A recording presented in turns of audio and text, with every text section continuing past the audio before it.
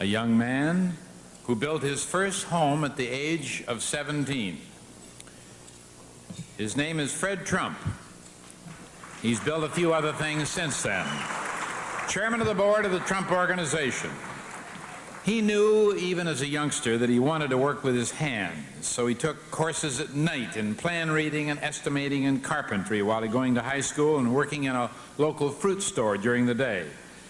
He was hired as a carpenter's helper for a building firm, and his skills quickly put him in demand, and within a short time, he had not one, not two, not three, but 4 jobs. In 1923, he built that first home and sold it, and then he began to build more. Higher-priced dwellings in Queens followed, and then the big time, Brooklyn.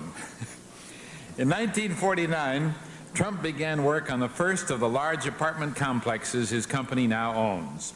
The largest project, Trump Village, was a $60 million complex housing more than 4,000 families. Having developed several highly visible Manhattan structures, including Trump Tower and the Grand Hyatt Hotel, today, the Trump Organization, a billion-dollar New York real estate dynasty, employs 600 people to oversee the firm's holdings in Brooklyn, Queens, and Staten Island, which just goes to show you what will happen when you study carpentry in high school. The Horatio Alger Award will be presented by 1977 awardee Mrs. Ruth Peel. Thank you.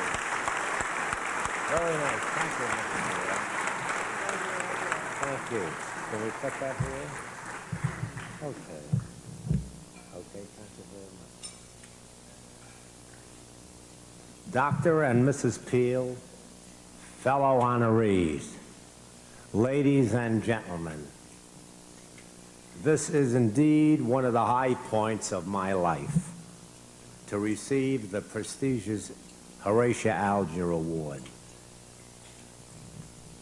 Students have come to me and said, "What is the secret of your success? Tell me so I can make it happen."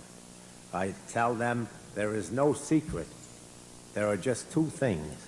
One, you must like what you do. You must pick out the right business or profession.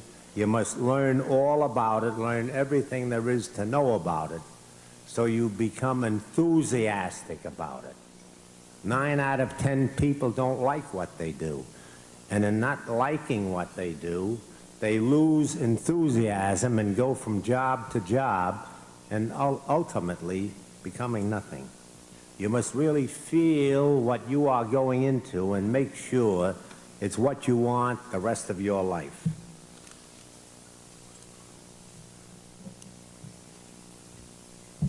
Now, let's see, I'll catch up with this. I put most of it, when they said 3 minutes, I put half of it in the wastepaper basket.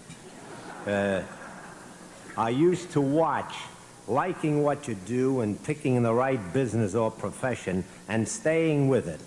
I used to watch other successful people and that did good and that did bad, and I followed the good qualities that they had to perfect myself.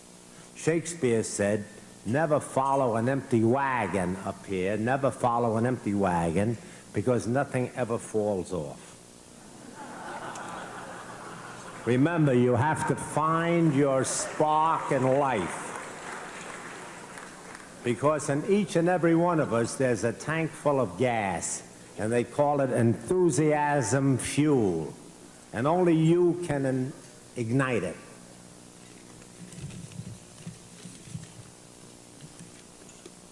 I remember 70 years ago, my first job, we won't talk about carpenter's helper, when I carried rafters on my shoulder. Long before that, 70 years ago, I was about 10 years of age, riding on a bicycle with a big wire basket in the front, delivering orders for a butcher.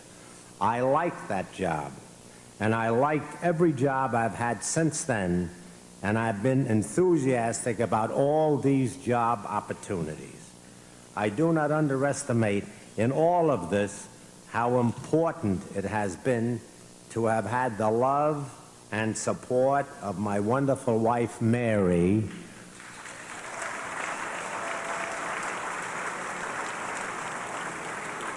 who today is celebrating her birthday.